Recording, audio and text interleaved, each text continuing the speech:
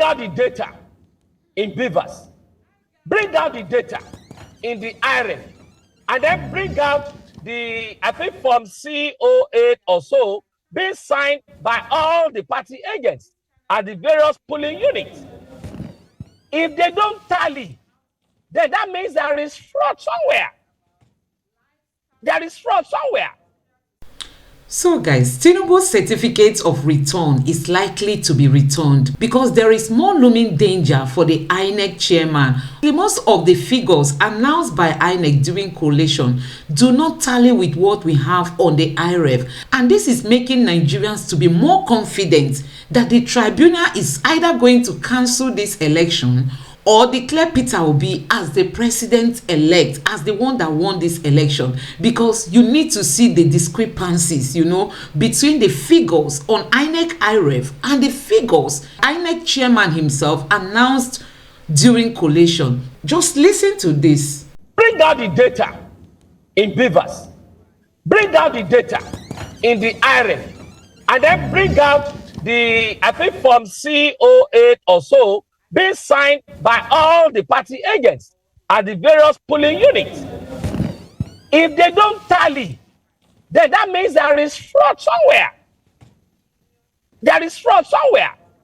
If you follow the news of recent, somebody claimed in one of the articles in one of the papers that nothing less than 9,000 results that INEC will not be able to present up to 9,000 results to the. Can INEC chairman survive this one? Do you think Mahmoud will survive this one?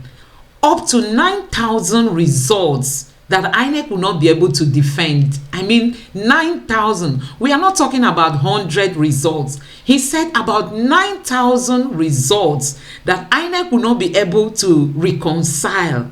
This is huge, fellow Nigerians. This is huge. So guys, apart from this INEC wahala, there is also the issue of 25% for the FCT, and you know that debate is still on. Although the tribunal has begun, but you know Nigerians are still airing their view as to what they think that 25% actually means. Take a look at this. He was now saying if Abuja doesn't have any special status, it will now be 37 states. Okay, now the question now is this.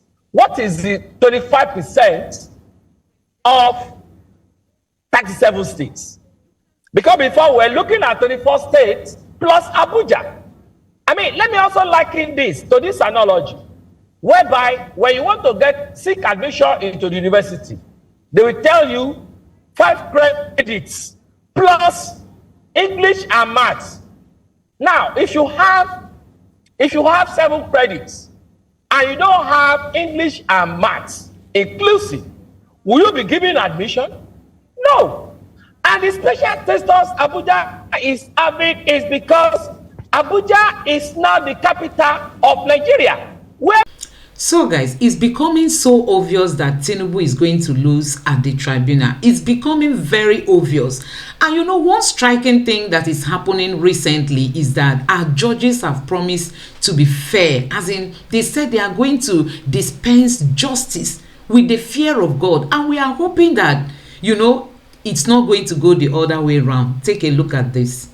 Chairman of the panel, Justice Haruna Asmani, is however assuring all the parties that they are determined to do justice to the case.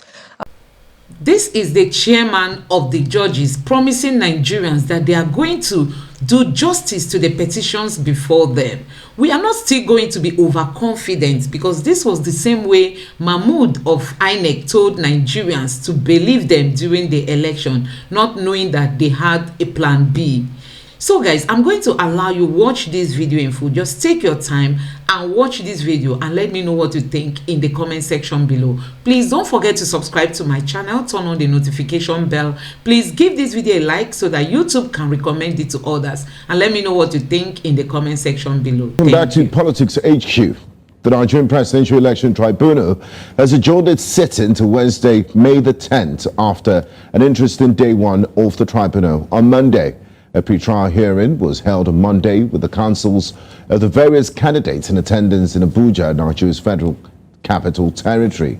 Security was beefed up at the tribunal, with justices of the Supreme Court addressing the council of the challenging parties, candidates, and those representing the defendants. The tribunal has been set up to listen to the contentions of the People's Democratic Party and its candidate, Atiku Abubakar, and the candidate of the Labour Party, Peter Obi. Atiku is demanding his declaration as the winner of the presidential election or presidential rerun. Peter Obi has called for the nullification of the election. Meanwhile, the Action Alliance Party on Monday withdrew its petition at the tribunal as the first of a series of events still to unfold at the Presidential Election Tribunal. Now, joining me tonight on the program, I have Dr. Dayo Kayode, a public affairs analyst who joins in from Nigeria's commercial capital, Lagos. And I also have Barrister Bashir Badru, a legal practitioner, joins us from Kano. Gentlemen, welcome to the program. Glad to have you on PHQ.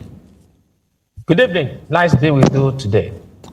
Now, I'd like to start with you, Dr. Kayode. Could you provide more context on the opening of the Presidential Election Petitions Tribunal, what transpired today, and why is it significant? Yeah, before we can understand the significance, we should be able to see the sitting of the tribunal as part of the electioneering process. Because the game of a contest can also be likened to the contest of football. Football might be between two teams, where there is a dispute. In peradventure, maybe a goal or a foul or whatever, the match commissioner will call the central referee to come and check the VAR, whereby it will be confirmed whether the dispute in whether a foul or a goal can now be properly seen with the eagle eye of that VAR and for every other person to see. So what is happening in this electoral tribunal can be likened to that, whereby those in dispute have gone there and said, okay, let us look at the facts on ground properly to be able to have and further entrench a credible election. But then it is also very important to note that when you are trying to check the VAR, does the players continue playing, or do they award a penalty for somebody who has fouled, or do they award a goal before checking the VAR? If a goal has been mistakenly awarded, they will remove it, and then you check the VAR. So if the VAR now authenticates that goal or that infringement, then every other thing can now follow. What I'm saying in essence is this. Now, the issue of dispute in the last election in Nigeria is now in court. What are the expectations from the judges? You need to say, okay, let us maintain the status quo until when we now be able to determine the authenticity of the election being conducted by INEC. To that extent, we thank God, finally, the tribunal is now sitting. And let's see how it plays out in the coming days. Thank you, Dr. Kayode. Now, Bashir Badru in Kano, what are some of the specific allegations of non-compliance with the Constitution, the Electoral Act, and INEC guidelines that these petitioners have made against President-elect Bola Tinubu? Do they all have the same type of uniform petition, or they're seeking different prayers from the courts? Well, let me assume I hear your questions, and probably the network at my end appears to be very, very bad, so I could hardly hear. Yeah, I heard partly like there are allegations with respect to substantial compliance with the provisions of the Constitution and the Electoral Act and guidelines. Yes. So if this is your question, I will probably start with the provisions of the Constitution. It appears the lawyers who should ordinarily be in the better position to advise and guide the unlearned, in quote, the people who are not lawyers, who are not learned, appears to be, the lawyer now appears to be the one misleading the entire public. Why do you say so? Hello? Why do you say so? What's your reason for making this? The provision of the Constitution, this is not the first time we will have elections in Nigeria, for crying out loud. We had elections a long time ago. Then coming to elections in 2023, why do we have so many discordant teams? Like, oh no, somebody has to secure 25% of the FCT. That is what the Constitution says. No, I say emphatically no, and that is incorrect. That because you will want to ask this question: what actually will give FCT such a special status? For the purpose, read the Constitution, is very clear. For the purpose of elections, FCT is considered as a state, so it becomes the 37th state.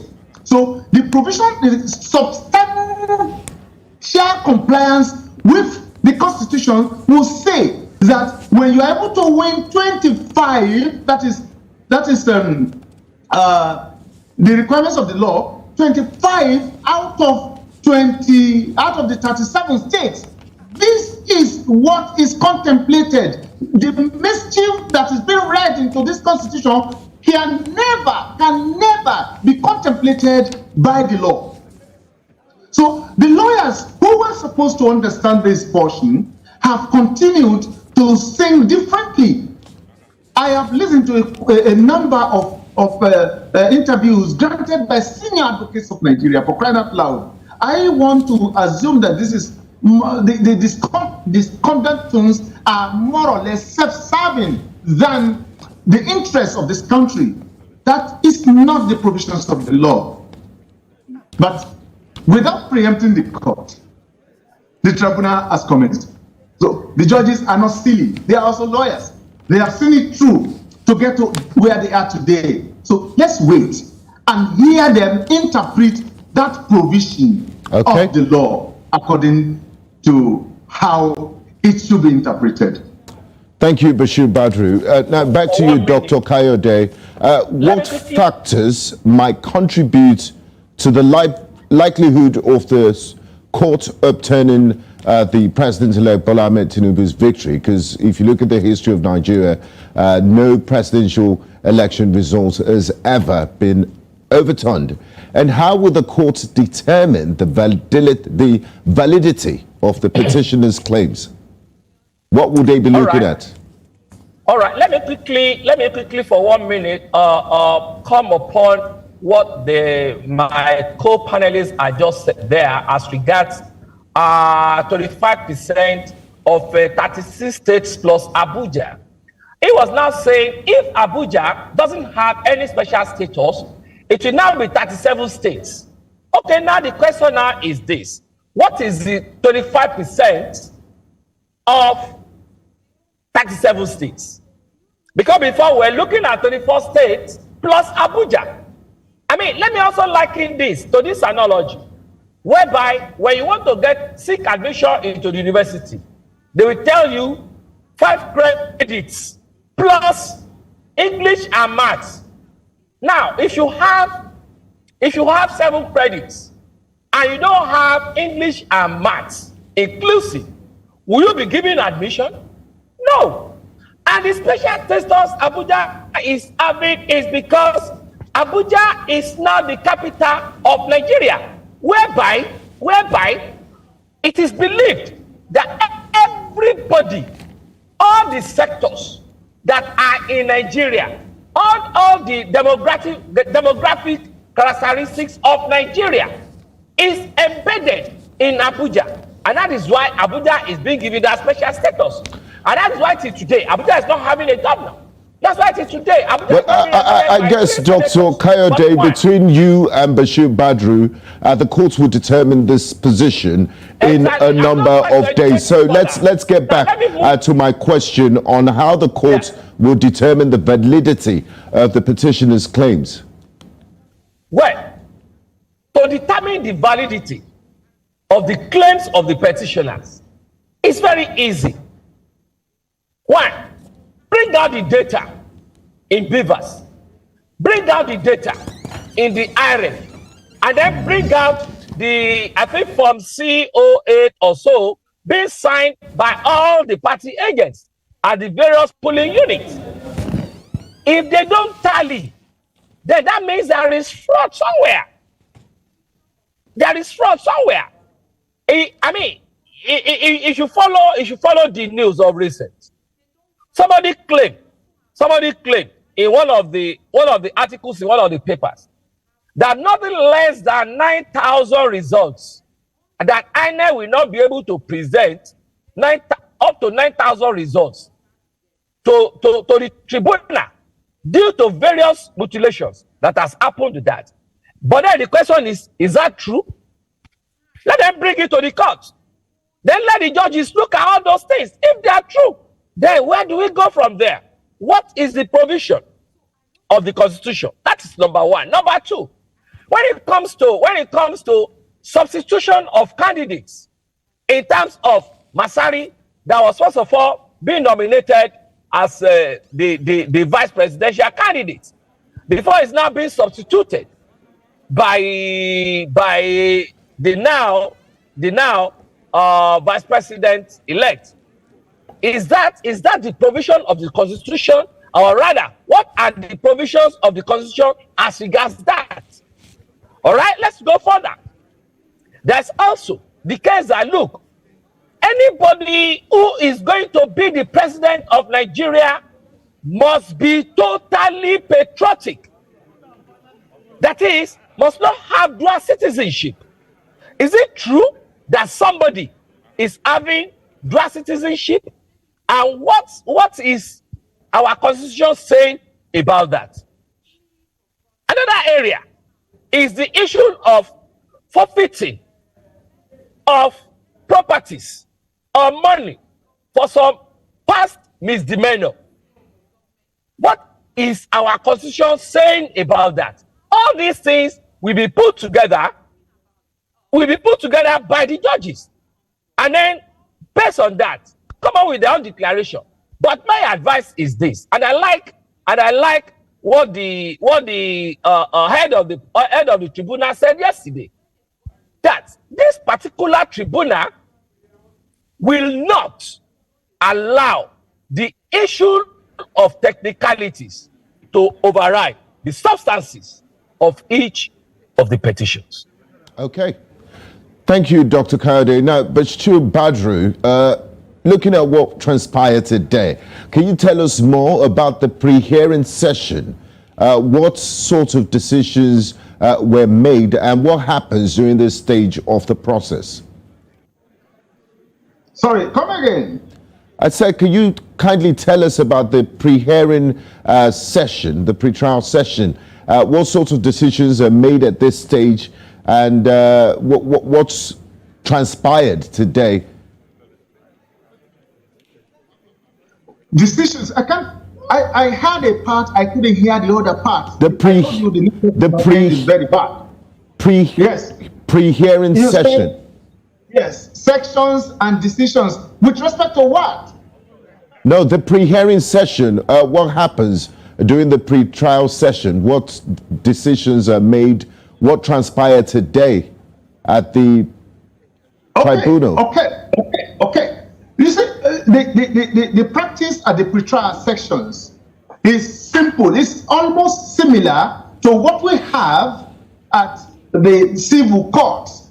You know, okay, issues with respect to applications are considered. Okay, let's resolve all these applications. Then before we move to trial, let's have issues particularly joined. Then some other elementary matters are dispensed with. Okay, we have an application to do this. We have an application to do that. This is what is considered at the pre-trial period, and the window is always very short because these applications are taken together and are dispensed with. Then before the full trial is taken on. For instance, a party files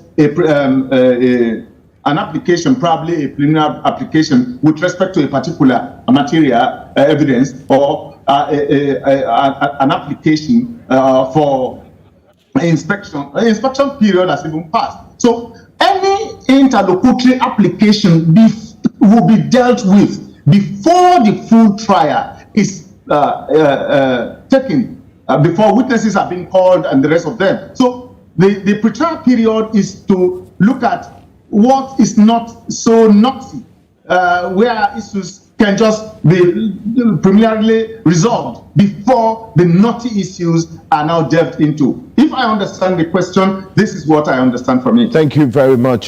Dr. Kayode, quickly, before we wrap up this conversation, if you can, in a minute, I would appreciate, when do we expect a verdict? How long is this whole tribunal going to go on for, and are they time-bound? Yeah, definitely. According to the Constitution, it's supposed to be time-bound. But unfortunately, people are not looking at it. That when that Constitution was written, then we were not having electronic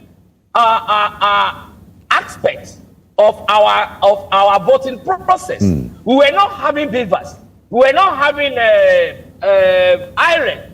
But now we now have all these things on ground. We shouldn't have allowed this whole process to take so long. I mean, we can also take example from Ghana.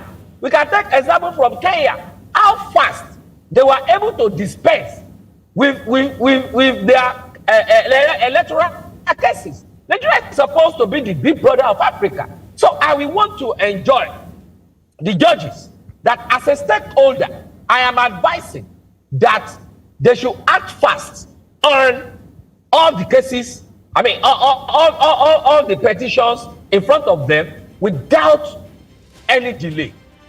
Based on the fact that we have the beavers, the iron, and then the sign from CO8 or so at different polling units. So it shouldn't be difficult for anybody to just wrap up these cases within few days. Thank you very much. So guys, you have seen it for yourself that it is very, very obvious that Bola Tinubu is going to return his certificate of return. It is very certain, because this man is not supposed to be declared the president-elect. And we all know the questionable character that INEC chairman displayed, you know, having come out so early by 4 a.m. in the morning while people were still sleeping to declare Bola Tinubu the winner of this election. That alone indicts the INEC chairman, because he knew he was not doing the right thing, because he knew he was not being fair to the Nigerian people. And that's why he came out at such odd hour to declare Bola Tinubu the winner of this election. So guys, we can't wait to see how our judges handle this petition. We can't wait to see what they are going to say around Bola Tinubu's dual nationality, what they are going to say about FCT, the 25% we've just talked about, and other things that have been filed in the petition before them. So guys, we look forward to seeing the judiciary dispensing justice, and nothing but justice. Please don't forget to subscribe to my channel, turn on the notification bell. Please give this video a like so that YouTube can recommend it to others. And let me know what you think in the comment section below. Thank you.